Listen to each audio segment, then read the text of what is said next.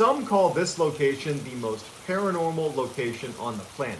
Others call this whole thing just a big hoax. But what is undeniably true, and frankly what makes this case so much more interesting, is that unlike the vast majority of paranormal stories and claims, this case was put to an enormous amount of scientific scrutiny. In fact, there was a decade-long study done on this case where PhDs and scientists converged on this one location and basically around the clock studied, all these claims of the paranormal that was happening in the area. And after a decade of research, the findings are pretty mind-blowing. And the case that I'm referring to is none other than the very famous Skinwalker Ranch. So the too long didn't read version of this story is you have a family that purchases a ranch out in Utah, and as soon as they move in, they start noticing some pretty bizarre things around their property. Everything from, some of their livestock going missing or being harmed. They have strange sightings in the woods of creatures and lights in the sky. They eventually report it to the news, and that news story gets picked up by a couple of other outlets, and a billionaire who is obsessed with researching the paranormal sees this story. He buys the property and installs an entire team of scientists and researchers to basically try to figure out what was happening at this ranch. And they spend 10 years studying this ranch. The outcome is, turns out some strange things really were happening there. Before we get started, if this type of content appeals to you, the kind of strange, dark, mysterious content delivered in a story format, well, if that appeals to you, that's what my channel's all about, and I post 3 to 4 times a week. So if you would, if that appeals to you, please gently ransack the like button and then turn on all notifications so you can get all of my content every time I upload every week. All right, on with the story. In the northeastern corner of Utah lies a 500-acre plot of land, it's all desert, where a ranch sits, and that is Skinwalker Ranch. It was built in the late 1800s, early 1900s, and it was actually built on a piece of land that had apparently been cursed. Prior to its construction, the Navajo tribe had a feud with the Utes Native American tribe. The Utes were selling off other Native Americans that they would capture. They would sell them into slavery to the United States. And so the Navajo, who had previously lived in the area where this ranch actually was built, they were forced off their land as the Utes came in and were rounding them up and selling them into slavery. And before the Navajo left that area, they cursed the land with what's called the Skinwalker curse. The idea was they were going to torment the Utes tribe for the hardships they had inflicted on the Navajo.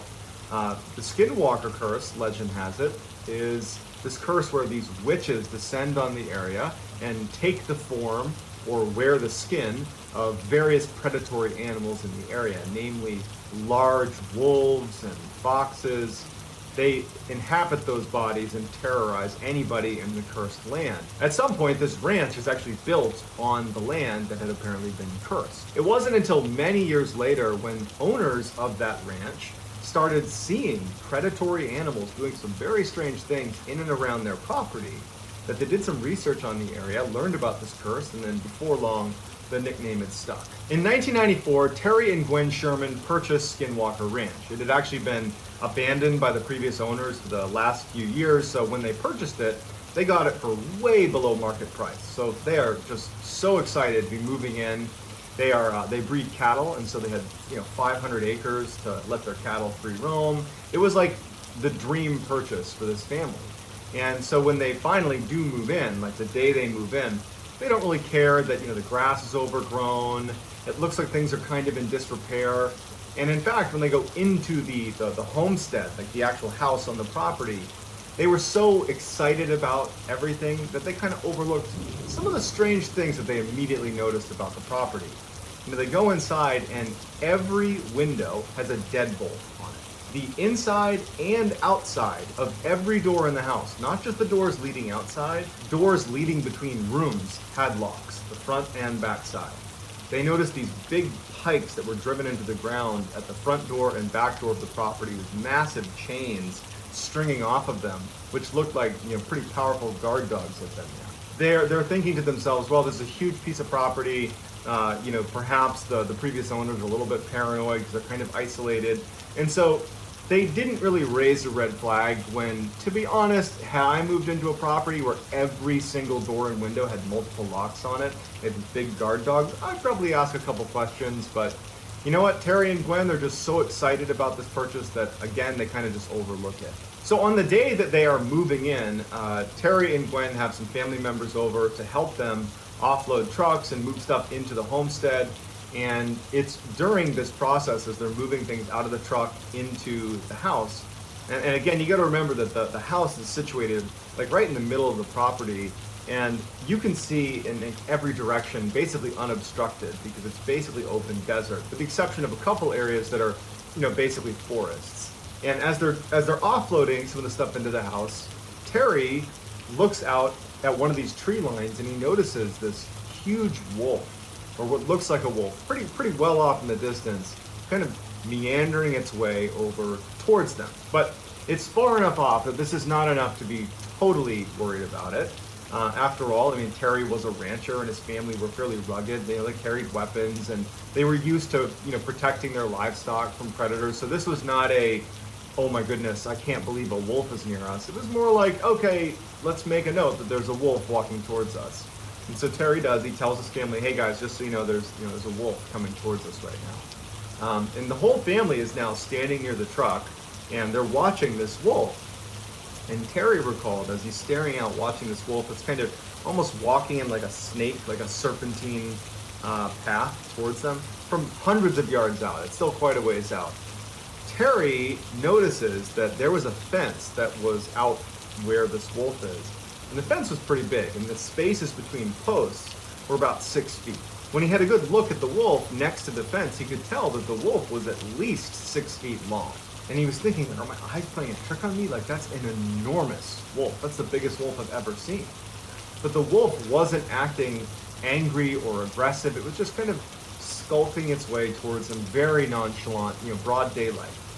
And at some point, Terry and the family, they're standing behind the truck, and Terry said that they all had this feeling that the wolf was not going to harm them.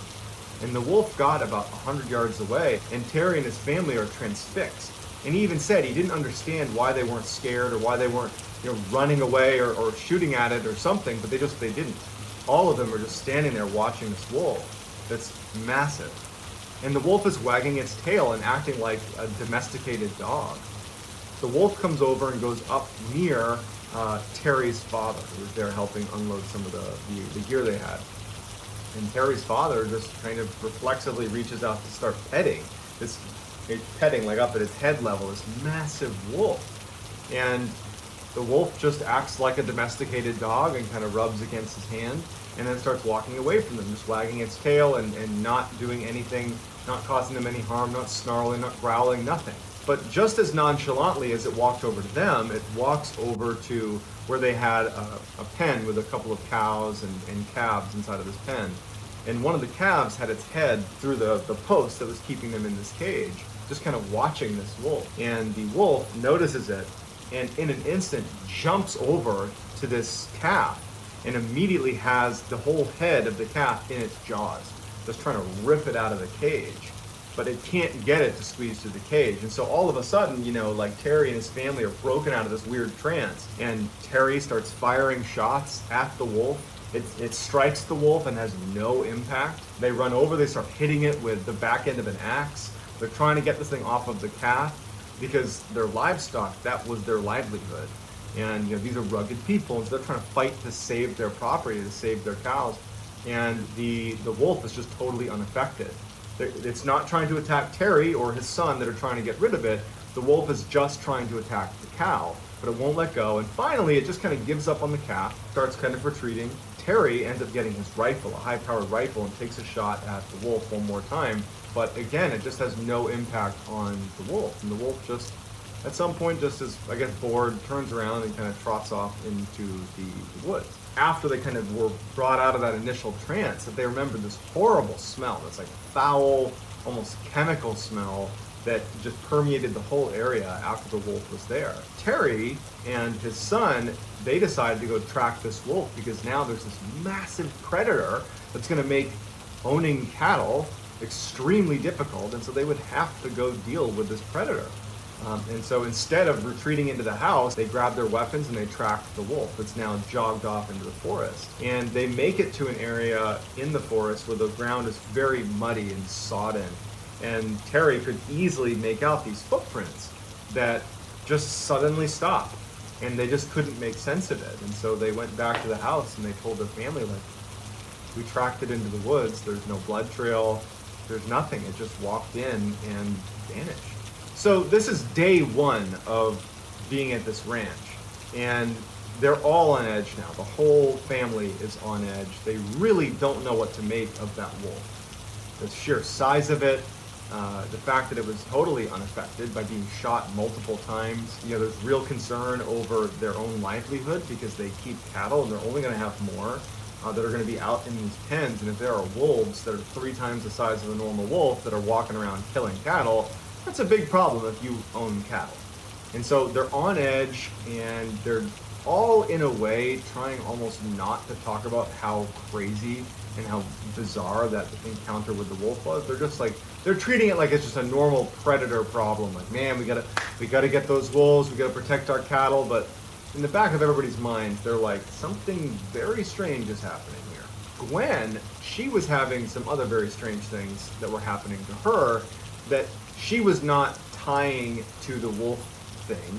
She was just noticing a couple of distinct things that were happening to her that made her think that she actually had a very real, medical problem. That she had, true memory issues. Because 2 things happened. One, in that first week, she had gone to the grocery store, and when she came back, she put the groceries away, and then she left to go to the other room. And when she came back, all the groceries were now back in the bags. And so for 20 minutes, she's just sitting there dumbfounded with, did I put the groceries away? Same day, she goes to take a shower, and she hangs her towel in the bathroom like anyone would, and she takes a shower, and then when she gets out, the towel's missing. And she's like, She gets another towel, and she towels off, and then she finds the towel hanging up in a closet on the other side of the house. And so between the groceries and the towel, she's like, is there something wrong with me? Am I having a stroke? Am I having a medical issue here that I'm literally losing my mind? And it wasn't until Terry actually had a similar experience that she started to wonder if this had to do with maybe that strangeness with the wolf, that maybe there's just something odd happening about this property. And it was Terry, in that first week, he had been digging holes for a new fence. And he had this big fence digging tool. It was about 70 pounds that he was using to dig the holes for the fence. And so he had taken a break after making a bunch of posts for this fence. He took a break, left his fence digging tool, at the last place he had dug a post, and he went in to grab a bite to eat, came back out, and his fence digger is missing. And initially, he just goes into the house and he's like, hey, to his wife, to his kids, did you guys move my fence digger? Do you know what happened to it? Where is it? It's not out there. And they're like, no, we've been in the house the whole time. I have no idea. And so they couldn't find it. And a week goes by, and he's out patrolling his property looking for wolves. And in the tree, well away from where he had been digging the post before, in the tree, his fence digging tool that's 70 pounds is 70 feet in the air, strung up in this tree. So Terry comes back to the house and he tells his family about the fence digging tool being in the tree. And that's when Gwen tells Terry about her experiences with the groceries going back in the bag and a towel being moved around the house. And everybody in the family starts to really start being scared. We can't explain what's happening on this property, and we're very isolated. And what's the deal with all these locks on all the doors? They're starting to feel really concerned. Following the fence digging tool being found, Terry started to notice lights on his property. Initially, because this was the first couple of weeks they're there, he would see lights way at the far end of his property that looked like headlights, and he would think someone must have made a wrong turn that wound up on my property, and we were kind of out in the middle of nowhere, and they'll just leave. And so when he first started seeing these lights, that's what he assumed it was, just people making a wrong turn. But he started to see it so often that he wondered if people were illegally hunting on his property. And so one night, he sees these lights on his property, and he goes out to investigate. In fact, he's angry. He's had all these strange things happen. His family's on edge. and now he's mad. He's going to take it out on this person who's illegally hunting on his property. And he starts charging out to these lights, and he starts getting closer and closer, and he starts to realize it's not making any sound. If this was like a truck, it's not making any sound. And we're in an area where I could totally hear that if it was a vehicle, and he can't hear anything. And as he gets closer and closer, the lights start retreating from him without making a sound, and then float up into the sky and disappear. And Terry's like, what is going on here? The winter rolls around, and it's a particularly brutal winter. And one night, he couldn't account for one of his cows, and so he's out looking for this one stray cow, and he searches this whole property, and there's only one area that he hasn't searched, and it's that forest where that giant wolf had disappeared after marching in there, and they tracked it in there. And so he goes in there, and as soon as he gets to the tree line, he notices there's a bunch of footprints from what looks like a cow. And he's relieved because it's probably his. He follows it into the woods, and much like the wolf that had just disappeared in that muddy, sodden area in the forest, in the same spot, the footprints that appeared to be this cow had also just disappeared. And then over the course of the remainder of the winter, that would happen 4 more times. The animals would run away and just disappear without a trace. By the end of the winter, after all these animals have just mysteriously disappeared, Terry and his family, but Terry in particular, has really gone into full paranoia mode. He, at night, would just stalk his own property, hiding behind bushes with his weapon, and hope to see what was taking his cattle.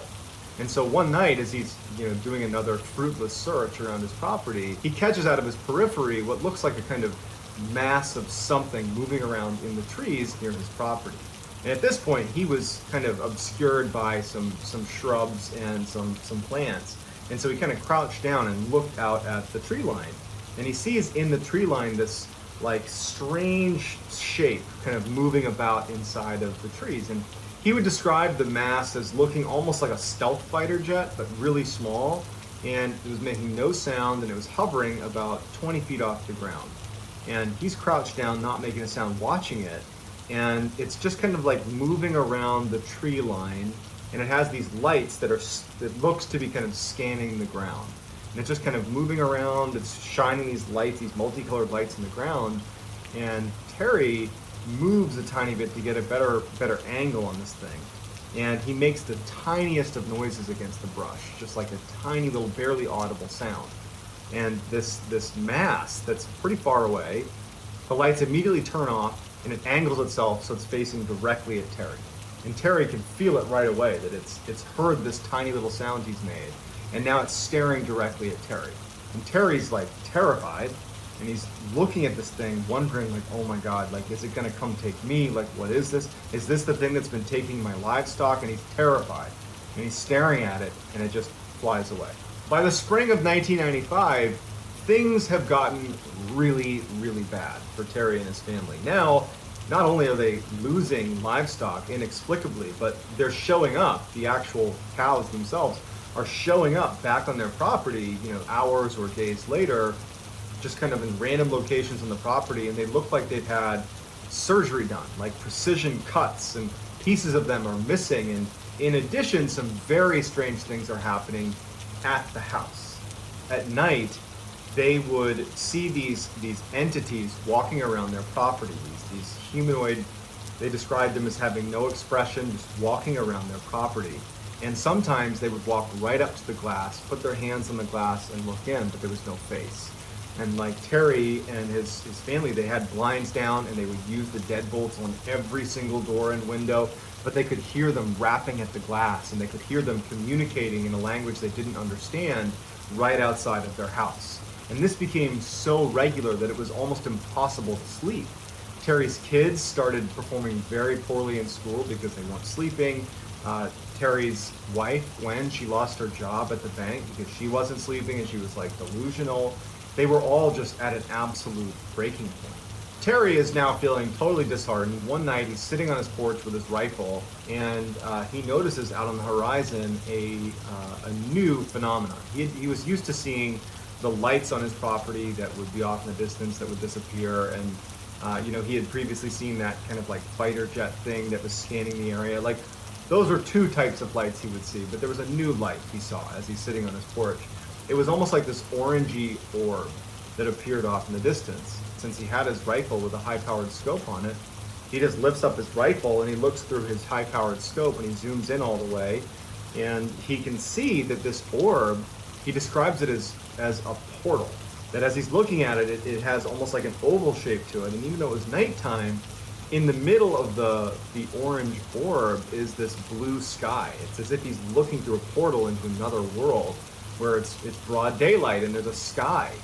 And he doesn't know what to make of it, but he can see that a black figure is crawling out of this portal into his property. And it looks just like the black entities that were kind of basically walking around his property at night. In addition to these figures that are crawling, like imagine that scene from The Ring where the girl crawls out of the well, but they're crawling out of this portal into his property and then scurrying away into the tree line. And he sees weird craft as well coming into his property through the portal, and then the portal shuts and disappears.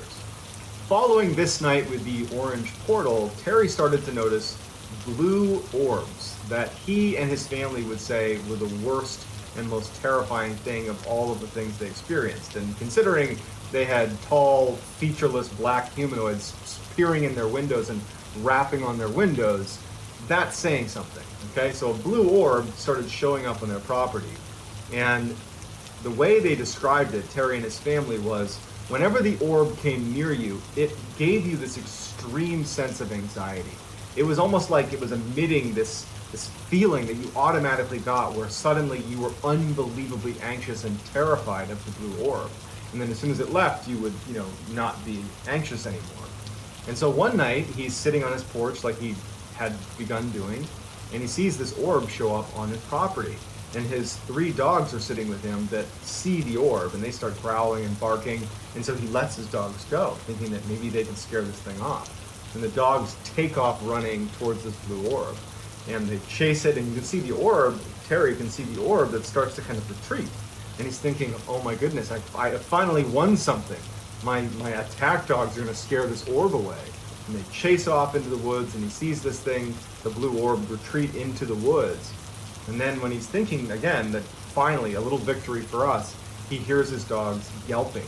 And he's too terrified to go check it out. And so he ends up going inside and locking the doors, locking the windows like they had been, and just kind of retreating. So the next day, when the dogs haven't returned, Terry and his son, they go out looking for the dogs in the forest. When they get out there, they get to a clearing and they find 3 stacks of ashes in like little burned out circles, as if there had been a fire previously in these 3 little spots. And it turned out it was the ashes of his 3 dogs that had gone into the woods. They had just been vaporized. Terry decides that it's time to leave, and he wants to sell the ranch. And so he puts the property up for sale and goes to a local news outlet, and he tells them about what's happening on his property. And as fate would have it, a billionaire by the name of Robert Bigelow, who had invested millions of dollars in standing up this scientific research team, this all-star team of PhDs, specifically to research what he described as high strangeness, which really is just paranormal. Basically, he was obsessed with the paranormal and wanted to investigate the paranormal. And he had actually seen that fairly obscure story when he saw that it was up for sale. Robert Bigelow, the billionaire, saw this great opportunity to buy the piece of property and actually make it the headquarters of his own scientific research team. Not only to investigate what was happening on Skinwalker Ranch, but use it as kind of a hub to do other scientific research. So he purchases the ranch, and Terry actually, even though he did not want to spend any time at the ranch, on some level wanted to know what the research was going to show, because he was very curious, like, what is going on at this ranch that's been plaguing my family. So he offers to stay on as kind of like the ranch manager, because Robert Bigelow and his team are a bunch of scientists and business people. They don't have any experience on the ranch, and so they're happy to keep him. So Terry is still connected to the ranch, but at this point he sold it to Robert Bigelow. So Robert Bigelow's scientific team was called the National Institute for Discovery Science, or NIDS, N-I-D-S, NIDS for short. And Bigelow had actually built the team before purchasing Skinwalker Ranch, And what he went out and did is he recruited some of the most incredible scientists and PhDs he could possibly recruit, but he didn't want people that were interested in the paranormal. He wanted people that were inherently skeptical, so that if he was ever able to kind of prove the existence of high strangeness, that he would have credibility in doing that. And so he went out and found these incredibly skeptical, incredibly smart scientists and PhDs. And so they move into Skinwalker Ranch, and the first thing they do is they need to start doing testing to make sure that this whole, all the stories about Skinwalker Ranch coming from Terry and his family were not just some grand illusion by the family, that they could have just made it up. And so they get in there and they start running these tests. So that first year, as they're running these tests, which are largely things like, okay, let's check the environment and see if there aren't any plants that are giving off spores that could be hallucinogenic that they're breathing in. Let's check their water supply and make sure there wasn't something happening in their water supply. Let's do psychological assessments of the family. Let's ask neighbors. Let's do all of our diligence to make sure it's not something environmental or psychological. And over that first year, while they're doing this research, there isn't much activity at the ranch, save a couple of instances where there were some strange lights. So that first year is fairly uneventful, but what's important is that the NIDS researchers come to a conclusion that this did not seem like a hallucination. This did not seem like a something coming from a plant or water supply. This seemed like Terry and his family were really experiencing something odd. They just didn't know what it was. One day, Terry and actually Gwen, who was helping him, were tagging some of the new calves, the new cows that had been born, putting these little tags in their ears. And so Gwen was there helping. And so Terry and Gwen, they tagged this new calf, put a yellow tag in its ear, and they move on, and they're tagging other animals. And so for about 40 minutes, their eyes and their attention are not focused on this one calf or that one area of the ranch. They're tagging other animals. And then their dog that was with them starts growling and reacting in the direction of where this calf had been. And so Terry and Gwen turn around and they look and they don't see anything. They start walking over. They find the calf that they had tagged about 40 minutes ago has been basically surgically dissected, and all that's left are its legs and its head. And in addition, the ear where that tag was had been removed. And so they immediately call over the NIDS researchers. So the NIDS veterinarian comes over and looks at the scene and just can't make sense of it, because the incisions on the calf were so well done that it looked like someone with real surgical expertise had done this on an operating table. There was no sign that this was done by a predator, and there was no blood anywhere. So this prompts a massive search of the property, because in many ways, this is what the NIDS researchers are looking for, are real occurrences of something that is highly strange that they can go investigate. And so all of the researchers and everybody there begins searching the property for whoever was responsible for this dissection of the cow. And they start searching the property, and the dogs, they had all these guard dogs that were kept at each of these observation posts that they had set up around the ranch as soon as the NIDS team had moved in. They were all looking in the same direction, all four of these four observation posts, and they're all cowering in the back of their cages, all looking in the same direction. And so they start making their way towards the tree line where all these dogs are looking, and they stop short when Terry says, "I see something in the tree."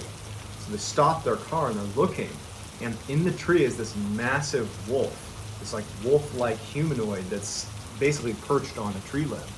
And Terry takes out his rifle and he aims at the creature up in the tree, this huge creature, and everybody sees it. All the NIDS researchers are looking at this creature and they're like, "Oh my God, what is that?" Terry starts firing at this thing and it just disappears into the woods.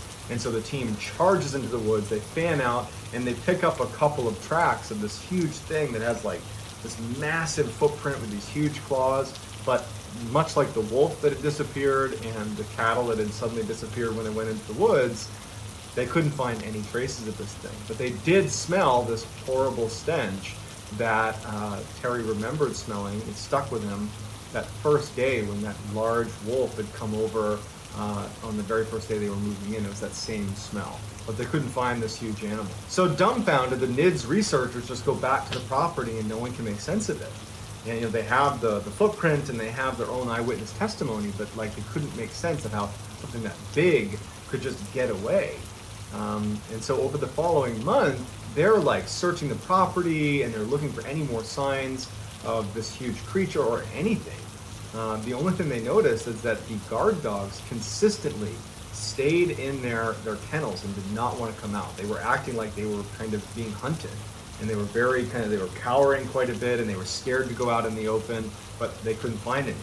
So it was around this time that Terry and Gwen are kind of back to doing work around the ranch, and one day they're driving off the one section of the ranch and they pass by the corral where 4 of their prized bulls were. These are very expensive animals that are all in this enclosure. So they drive past and they take a mental note that they're seeing these bulls in this enclosure, and they drive off to the other side of the ranch where they're doing some work, tagging animals and building fences, whatever it is they were doing. But when they come back and they round a corner where they're first able to see that corral of bulls again, they are like, where are they? Because the bulls were not in their enclosure and they weren't anywhere.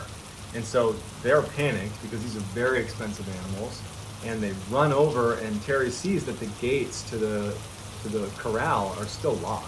Like there's no bulls in there. There's no sign of a struggle or anything. And it just so happens that right next to the corral was this fairly small trailer that hadn't been used in years. In fact, it was literally wired shut. It was just sitting there. And Terry, just for whatever reason, runs over and looks in one of the windows. And inside of this tiny enclosure are these 4 bulls, completely calm, all crammed into this tiny trailer. They could barely fit. They're not fighting with each other or anything. They're just calmly sitting there as if they're in some kind of a trance. And Terry yells to Gwen, like, hey, they're over here. They're right here. And it like startles the bulls out of their trance. They start panicking and kicking, and they end up getting them out of this enclosure, and it takes them hours to finally round them up and get them back in the corral. But they're unharmed. But it is almost impossible to get even one bull into that small of an enclosure. It would take hours to maybe be successful at doing that. To get 4 bulls into that enclosure was pretty much impossible. And to do it when they basically were calm after they were in there is also somewhat impossible. And it was important to note that Terry saw when he looked in the window that the only entrance to that trailer was wired shut still. It had not been undone. In fact, the cobwebs at the corner where the opening basically formed with the sides of the trailer, they were still intact, like it had not opened. And it made no sense how those bulls got in there. And so the NIDS researchers come over and they can't make sense of it either. Well, upon further investigation, the NIDS researchers found that the bars of the corral that held the bulls, a section of it had been highly magnetized. And so while they're doing this research, trying to figure out if magnetic fields has anything to do with the strange occurrences at the ranch, 2 of the NIDS researchers were on the outskirts of the property using their compass to look for magnetic fields, and they started smelling. They both reported smelling that horrible metallic, like rotting smell that other people had reported smelling anytime they saw that large wolf creature. And when they started smelling it, their compass started to flitter and then pointed away from north towards wherever the smell was. And they remember thinking that they felt like they were being watched. And it went on for a few moments, and their compass didn't waver. It was aimed in the direction of the smell, and they're both on opposite sides, pointing in the same direction. And then at some point, the smell stops, and they stop feeling anxious, and the north arrows go back to the way they should have been. And then one of the most terrifying of all of the paranormal occurrences that happened at Skinwalker Ranch happened at the very end of 1997. 2 NIDS researchers were up on a ridgeline overlooking the homestead. Every night it became commonplace to basically position NIDS researchers all over the property to basically be on the lookout for weird things that are happening. And these 2 researchers are up on this ridge, kind of obscured and hidden, and they see this orange orb take shape right near the homestead. And one of them had infrared goggles, and so he looks down at the orb, and he can clearly make out that it's this oval-shaped opening that sounded an awful lot like what Terry had seen on his porch when he saw that humanoid creature crawling out of the portal into his property. Well, these two researchers are looking at this portal and they see the same thing. They see this black human-like creature crawling out of this orange portal onto the ground, and then it starts running up the hill towards them. And they're like frozen with fear. They start smelling that horrible rotting metallic smell as this big human-like creature bounds up the mountain, and they can hear the shale under its feet as it runs up, and it goes right past them. About 30 feet away from them, they're looking at it, and it just barrels past them at a full sprint up into the mountainside. The following year, in 1998, the activity on the ranch declined significantly. All they have was the occasional strange lights here and there, but for the most part it was done. And in fact, even though NIDS remained on the property, by 2004, the research just wasn't amounting to anything, so they pulled the plug on the operation. They did have footage of a number of the lights that were seen, but again, no one's going to take a picture of some random lights and say, oh, there you go, proof. You know, they demonstrated that there were, you know, magnetic fields, and they have images of these calves that would reappear after looking like they'd had surgery done to them. They had hundreds of eyewitness reports. You know, they have all this information, but none of it was really definitive proof, which was very frustrating to Robert Bigelow, to Terry and his family. And the way they described it is they felt like they were dealing with an entity or a group of entities that were just consistently one step ahead of them. That they could catch glimpses of what they were doing, but it was never enough to really understand what was happening. They never felt like they were in control. It was always clear that this entity or these entities were in control of the situation, and they never were in a good position to really record hard data or get good footage. Not to mention, this is 1998, this is the late 90s. No one just had, like, you know, an iPhone they can pull out and snap pictures. You had like real cameras.